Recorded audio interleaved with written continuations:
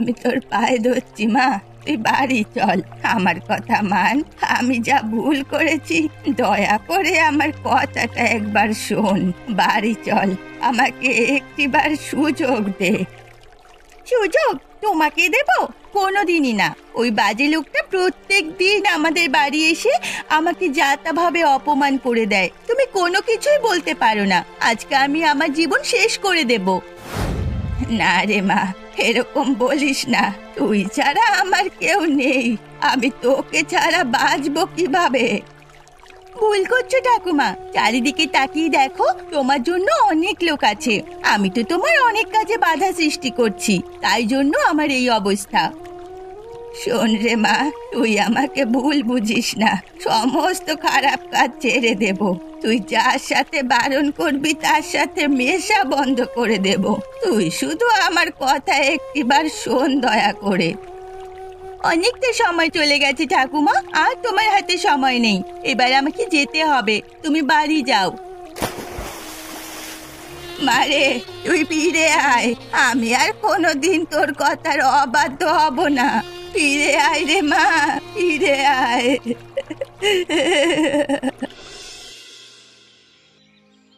বাবা গো বাবা, ভাবলেই লজ্জা হয়। প্রথমে নিজের ছেলে আর ছেলের বউকে খেলো, তারপর নিজের নাতনিটাকেও খেলো। এরকম বুড়ি বেঁচে থাকতে মরে যাওয়া অনেক ভালো। অপয়া বুড়ির মুখ দেখলে আমার অঙ্গ প্রত্যঙ্গ সব জ্বলে যায়। হ্যাঁ, আমি তো সকালবেলা উঠে মুখই দেখি না। যেখানে দেখতে পাই সেখান থেকেই মুখ ঘুরিয়ে চলে আসি।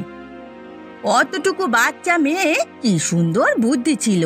আমরা তো ভেবেছিলাম অনেক বড় কেউ হবে, শহরে চাকরি করবে, ঠাকুমা দুঃখ ঘোচাবে, কিন্তু হয়ে গেল উল্টো।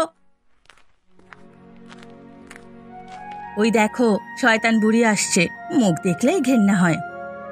বলি, ও বুড়ি, নিজের নাতনিটাকে খেয়ে একা বাজার ঘাট করতে বেশ ভালো লাগছে তো? বাঁচিয়ে রাখলে অন্তত পক্ষে কাজ করে খেতে হতো না। তোমাদের কি ব্যাপার বলো দেখি? আমাকে তোমরা ওভাবে টিটকিরি করছো কেন? তোমাদের কি ঘরে কাজকর্ম কিছু নেই? কাজকর্ম থাকবে না কেন? তুমি এই বুড়ো বয়সে গ্রামে যা নিদান দিয়ে গেলে, সত্যিই কেউ ভুলবে না সারা জীবন। কেন, আমি আবার কি করলাম? তোমাদের কোন পাকা ধানে মই দিয়েছি আমি? নিজের ছেলে বউ নাতনি সকলকে খেয়ে বসে আছো, তাই বলছি আর কি। কি করতে যে তুমি এ গ্রামে পড়ে আছো সেটাই বুঝতে পারছি না। ঘরে কুটুমজনের কাছে কৈফিয়ত দিতে হয়। আমাদের গ্রামের মোড়ল বাবু যে কেন তোমাকে এখনো পর্যন্ত তাড়াচ্ছে না সেটাই বুঝতে পারছি না। মোড়লকে ঘুষ দিয়ে রেখেছি রে, তাই জন্যই তাড়াচ্ছে না। হতভাগীর দল, যা বাড়ি যা মুখ পুরি। ও আমাকে শেখাতে এসেছে কি করতে হবে নাকি করব না আমি। হ্যাঁ, যত সব। কে অবনে, কাজকর্মের খুব চাপ পড়ে যাচ্ছে নাকি? দেখে তো মনে হচ্ছে খুব চাপে আছো। সে তো একটু যাচ্ছে বাবু, কি আর করা যাবে, সবকিছু মেনে নিতে হবে। আর বলো না, তোমাকে এত চাপ আমি দিতে চাইনি। ভেবেছিলাম পরের বছর থেকে ওই আমাদের মেয়েটা ছিল না রাধিকা, ওকে কিছু কাজ দেব, অন্তত হিসেবের কাজটা। বুদ্ধিমতী মেয়ে ছিল তো, তাই। আমিও তো সেটাই জানতাম বাবু, কিন্তু কি থেকে যে কি হয়ে গেল কিছুই বুঝতে পারলাম না। ও ঠাকুমাকে আমার একদম ভালো লাগে না। সে তো ছোট মেয়েটা নদীর জলে ঝাঁপ দিল, কি কারণ হতে পারে বলে তোমার মনে হয় অবনী? আরে ওকে তো পড়াশোনার জন্য আমি অনেক সাহায্য করব বলেছিলাম। মানসিক চাপ, কিন্তু কিসের চাপ সেটা তো আমি বলতে পারবো না। বুড়িতে খুব সন্দেহ হয়। ওর ছেলে বউয়ের সাথেও তো এরকম ঝামেলা করতো, তাই না? শুধু ঝামেলা হতে পারে না বাবু, নিশ্চয়ই এর ভেতরে অন্য কোনো ব্যাপার আছে, আমরা সেই ব্যাপারটা ধরতে পারছি না। কোন ব্যাপারের কথা বলছো? সেটা তো আমিও ঠিক জানি না। মাঝে মাঝে মেয়েটার কথা মনে হলে খুব খারাপ লাগে।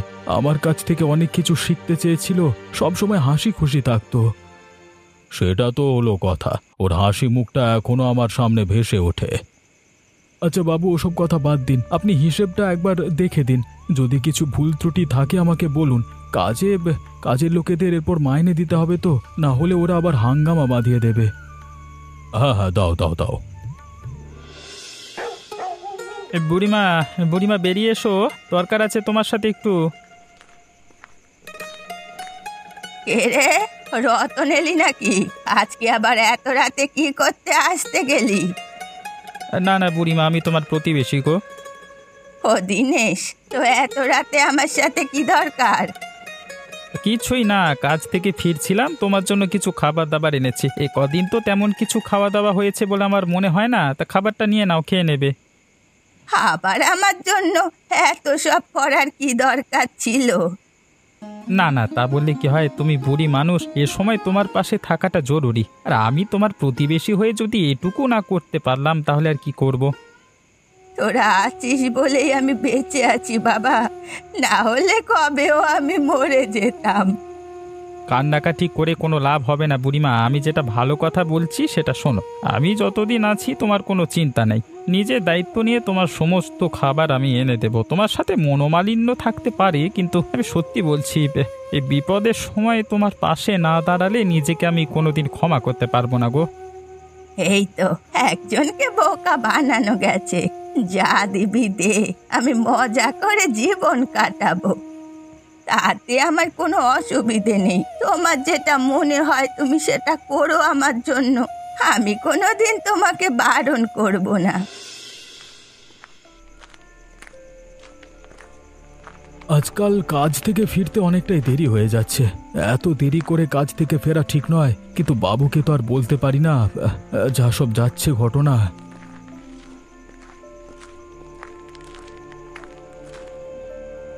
আরে, এত রাতে রতনের ঘরের মধ্যে এত হাসি ঠাট্টার আওয়াজ আসছে কেন?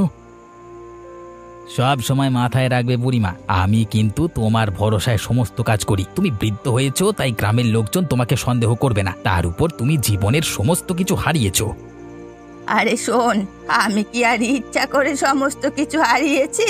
তুই আমার ছেলে আর ছেলে বউয়ের কথা ধর, ওরা তো আমার সমস্ত ঘটনাই জানতে পেরে গিয়েছিল, তাই জন্য ওদের কথা শুনিয়ে ঘর থেকে বের করে দিতে চেয়েছিলাম, কিন্তু ওরা শেষ পর্যন্ত অপেক্ষা করে বসলো। আর নাতনির ব্যাপারটাও আশা করছি তাই। হ্যাঁ হ্যাঁ রে বাবা, হ্যাঁ, আমার হিংস্র রূপ তো আগে কোনোদিন দেখেনি, তাই হয়তো মনে কষ্ট পেয়েছিল, তবু আমি ওকে আটকানোর চেষ্টা করেছিলাম, আমার কথা তো কিছুই শুনলো না। যা হয়েছে ভালোর জন্যই হয়েছে, আমাদের মাথা থেকে দুশ্চিন্তা কমে গেল। যতদিন বেঁচে আছো আনন্দ করে জীবনটা কাটাও। হ্যাঁ, অনেক অনেক অনেক টাকা উপার্জন করবার কি যে আনন্দ সেটা উপভোগ করবার চেষ্টা করো। হ্যাঁ হ্যাঁ, তা তো করছি বাবা, আর তোর কারণেই করছি, তুই ছাড়া আমার আর কে আছে বল? হায় ওপরওয়ালা, আমি কি ভেবেছিলাম আর কি হলো? এই বুড়ি যে এত শয়তান আমি তো বুঝতে পারিনি। না না, আমাকে এর একটা বিহিত করতেই হবে। কিছুতেই এই অপরাধীদের ছেড়ে দেওয়া যাবে না, এদের শেষ দেখে আমি ছাড়ব। কোথায় বুড়িমা, কোথায় গেলে? ঘরের ভেতর বসে আছো নাকি? একবার একবার বেরিয়ে এসো, তোমার চাঁদ বদনখানা একবার দেখি। কি ব্যাপার হবনি যে, তা হঠাৎ করে আমার বাড়িতে কি দরকার? আমার চাঁদ বদনখানা দেখবার জন্য এত উতলা কেন? চারিদিকে যা সব শুনতে পাচ্ছি তাই জন্যই বলছি, দেখি যদি তোমার মুখটা দেখলে আমারও দিন ভালো যায়। কেন, হয়েছেটা কি? চারিদিকে কি সব শুনতে পাওয়া যাচ্ছে? ওই, আমি তো কিছু জানি না। তুমি আর জানবে কিভাবে? তোমার জানবার কথা তো নয়, তাই জন্যই তুমি জানো না। অথবা এটাও হতে পারে তুমি হয়তো এত কিছু জানো যেগুলো হয়তো বা আমরা জানি না। সকালবেলায় কি আমার সাথে ইয়ার্কি মারতে এসেছো নাকি? যা বলবার সাফ সাফ বলে এখান থেকে চলে যাও, আমার অনেক কাজ পড়ে আছে। হ্যাঁ, সে তো জানি অনেক কাজ করে থাকবে, পাচারের জিনিসপত্র বিলি করতে হবে, তো অনেক কাজ তো থাকবেই। তার মানে কি বলতে চাইছিস তুই? সকালবেলা কিছু খেয়ে এসেছিস নাকি? ভাগ্যিস কালকে কাজ থেকে ফিরতে ফিরতে অনেকটা গভীর রাত হয়ে গেছিল, তার জন্যই তোমাদের আসল পরিচয়টা আমি জানতে পেরে গেছি, আর তাই আমি সকালবেলায় এখানে এসেছি, এখানে গলাবাজি করতে পারছি আমি। চলে যা, আমার চোখের সামনে দেখে চলে যা, না হলে কিন্তু তোর ক্ষতি করতে আমি একবারও ভাববো না। হ্যাঁ হ্যাঁ, সে তো বটেই। নিজের পরিবারের লোকেদের ক্ষতি করবার জন্য একবারও যে কোনো কিছু ভাবেনি, সে আবার আমার ক্ষতি করবার জন্য ভাববে, এটা তো বিশ্বাস করা যায় না। দূর হয়ে যা শয়তান, তুই আমাদের কথা বললেও গ্রামের কেউ বিশ্বাস করবে না, কারণ তোর কাছে তো কোনো প্রমাণ নেই।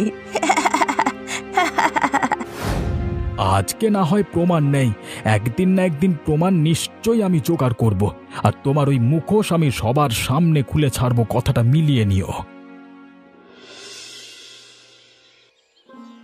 কি ব্যাপার অবনী, তোমার মুখটা এরকম ঝুলে আছে কেন? কিছু হয়েছে নাকি? সমস্যা হলো কিছু? কোন মুখে যে আপনাকে বলবো সেটাই তো বুঝতে পারছি না। কেন, কি হয়েছে আমাকে খুলে বলো। আরে আমার কাছে আবার লোকানোর কি আছে? বাবু, ছদ্মবেশী শয়তান আপনি কোনোদিন দেখেছেন? সত্যি করে বলুন তো, আপনার তো জীবনে অনেক অভিজ্ঞতা। হ্যাঁ, সে তো দেখেছি। আমার জীবনে এমন অনেক ঘটনা আছে যারা আমার কাছে থেকে আমার ক্ষতি করতে চেয়েছিল, কিন্তু কেন তুমি হঠাৎ প্রশ্ন জিজ্ঞেস করছো কেন? কে তোমার ক্ষতি করতে চায়? ক্ষতি আমার নয় বাবু, যে মেয়েটা মারা গেল আমার কষ্ট হচ্ছে তার জন্য। সেদিন আপনি জিজ্ঞাসা করলেন না যে হঠাৎ করে সে আত্মহত্যা কেন করতে গেল? আমি তার কারণ জানি। বলো কি, তুমি জানো? আমাকে বলো তার কারণ কি। তার নিজের ঠাকুমা অনেক খারাপ কাজের সঙ্গে যুক্ত আছে। আমি কালকে রাতে অনেক কিছু জেনেছি, কিন্তু সেসব আপনার কাছে প্রমাণ করতে পারবো না বলে আমাকে চুপ করে থাকতে হবে সব কিছু জেনেও। তার ঠাকুমা মানে ওই বুড়ি? সন্দেহটা আমি আগেই করেছিলাম, কিন্তু কি এমন ব্যাপার বলো তো, আমাকে খুলে বলো। কিছু মনে করবেন না, আমি কালকে রাতে ওদের নেশাদ্রব্য পাচারের বিষয়ে জানতে পারি। সেই নিয়ে আমি আজকে বুড়ির সাথে কথা বলতে গেলে আমাকে প্রাণ নেবার হুমকি পর্যন্ত দেয়। বলো কি হে, ওদের তো তাহলে অনেকবার বেড়েছে বলতে হবে। এইভাবে তোদের তো ছেড়ে দেওয়া যায় না। আমার তখন থেকে প্রচণ্ড মন খারাপ হয়ে গেছে, আমি চাইলেও কিছু করতে পারছি না, ভীষণ বিরক্ত লাগছে নিজেকে। তুমি চিন্তা করো না, আমি তো আছি। আমরা দুজন মিলে না হয় এর প্রতিশোধ নেব। ওই বুড়ি মাকে শায়েস্তা করেই ছাড়বো, কেউ আমাদের আটকাতে পারবে না।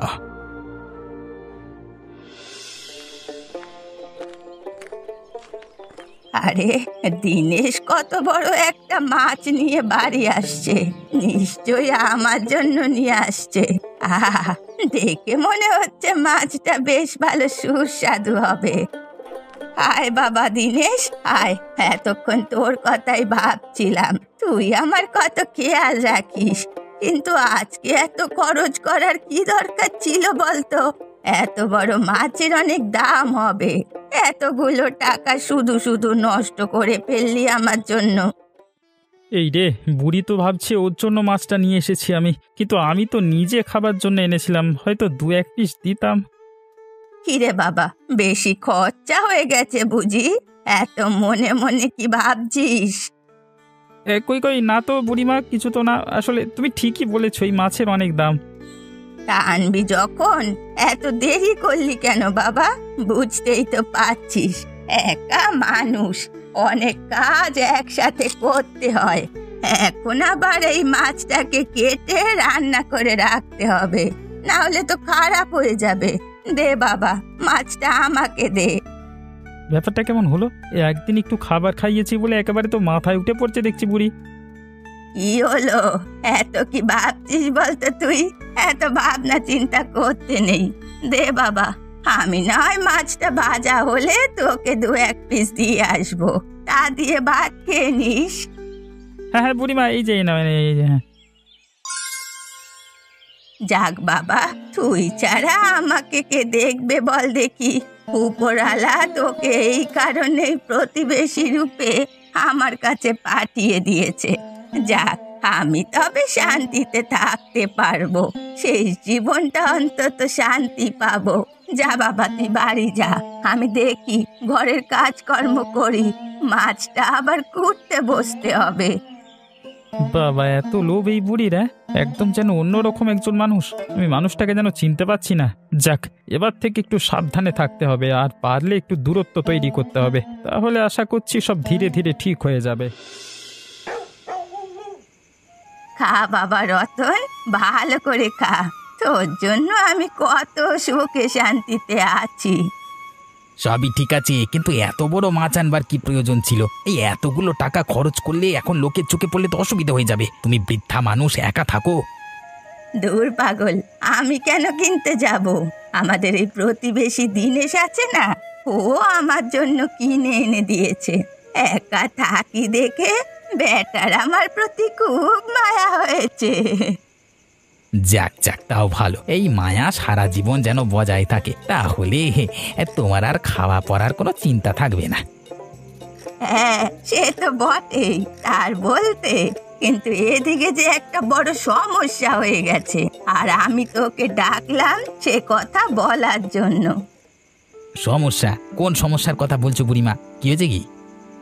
আমরা সেদিন রাতে ঘরে বসে কথা বলছিলাম না, সেই সব কথা অবনী আড়াল থেকে সব শুনে ফেলেছে। কি বলছো কি গো? আড়াল থেকে সব শুনে ফেলেছে? মহা মুশকিল হয়ে গেল তো। আমার মনে হচ্ছে ওকে আর বেশি দিন বাঁচিয়ে রাখা যাবে না। ওকে বাঁচিয়ে রাখলে আমাদের বিপদ আরো বাড়তে শুরু করবে। ও নিশ্চয়ই আমাদেরকে বাধা দেওয়ার জন্য ষড়যন্ত্র বাঁধছে, কিন্তু আমাদের সাবধান নিতে হবে। ঠিকই বলেছ, তাহলে ওকে বাঁচিয়ে রাখা যায় না, খতম করে দিতে হবে। সর্বনাশ, এরা দুজন যে এত বড় শয়তান সেটা তো আমি এতদিন জানতাম না। বেশ বেশ, এদের দুজনকে তাহলে আটকাতে হবে, অবনীকে সাবধান করে দিতে হবে। কি আর বলবো দাদা, আমি সেই রাতে সত্যিই সমস্ত কিছু শুনে ফেলেছিলাম। তুমি ছাড়া একমাত্র হরিপ্রসাদ বাবুই কথাটা জানেন। তাহলে ওদেরকে কিভাবে জব্দ করা যায় বলো তো? আমি তো এতদিন বুড়ির প্রতি মায়ায় পড়ে ওকে অনেক কিছু বিনামূল্যে দিয়ে এসেছি, খাইয়ে এসেছি, কিন্তু কালকে রাতে যদি আমি চুপি চুপি ওদের কথা না শুনতাম, তাহলে হয়তো আমার মতো তোমারও চোখ খুলতো না। বুঝতে পেরেছি গো। তা তো একটা কথা বলতেই হবে, তোমার জীবনে অনেক ঝুঁকি আছে, এখন অনেক ঝুঁকি। ওরা তোমাকে এমনিতে ছেড়ে দেবে বলে মনে হয় না। আমি কালকে রাতে সেরকমই কিছু শুনলাম। এখন মেরে ফেললে কি আর হবে? আমি তো সত্যটাকে আর চাপা দিতে পারি না। সত্যের পথ থেকে আমি সরে আসবো না। বুঝতে পেরেছি, পরিকল্পনা করতে হবে, ওদের ধীরে ধীরে জালে জড়াতে হবে, না হলে ওদের কাবু করা যাবে না।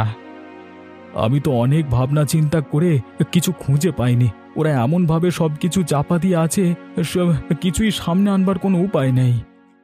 আরে আসবে আসবে, লোভ হলো ওদের সব থেকে বড় শত্রু। ওদের লোভ দেখালি ওরা ঠিক বেরিয়ে আসবে, নিজের রূপে ফিরে আসবে। বলছো তাহলে আমাদের কি করা হবে? আমি পরিকল্পনাটা করছি। যেহেতু আমার প্রতিবেশী ওই বুড়ি, আমি জানি ওই রতন কখন কখন আর কবে কবে ওর সাথে দেখা করতে আসে। কালকে সকালে হরিপ্রসাদ বাবুকে একবার। এই নাও বুড়িমা, এখানে পুরো 5,000 টাকা আছে। তোমার ভাগের টাকাটা তুমি একদম গোপনে রেখে দেবে, কাকপক্ষিতেও যেন টেন না পায়। হ্যাঁ, সে আর বলতে, আমি তোর সঙ্গে কি আগে থেকে কাজ করছি? কত বছর হয়ে গেল বলতো? সেই বলছি, চারিদিকে লোকজনের নজর যেভাবে আমাদের দিকে পড়েছে, তাই জন্য। হ্যাঁ,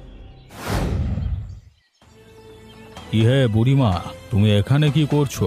এখন তোমার শরীর মন কেমন আছে? কি আর বলবো বাবু, পরিবারের লোকজন সব কিছু হারিয়ে আমি একেবারে পথে বসে গিয়েছিলাম।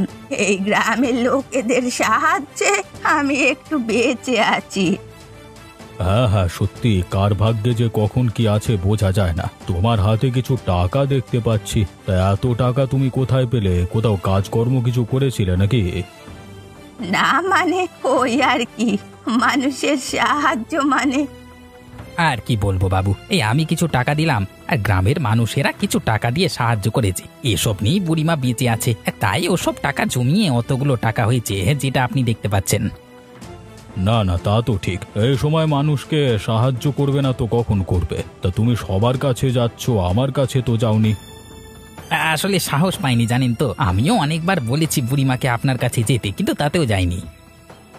আসলে লজ্জা হয় বাবু, শেষ বয়সে যে এভাবে লোকের কাছে হাত পেতে বেড়াতে হবে আমি সত্যি কল্পনা করতে পারিনি। না না, দুঃখের কিছু নেই, তুমি যেও আমার কাছে। ঠিক আছে, আমি তবে এলাম। হ্যাঁ, তোমরা দুজনে গল্প করছিলে, করো।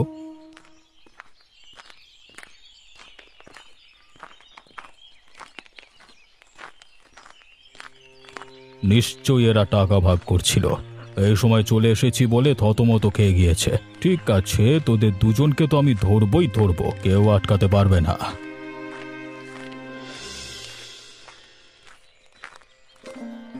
ওই যে পার্বতী, বুড়ি আসছে।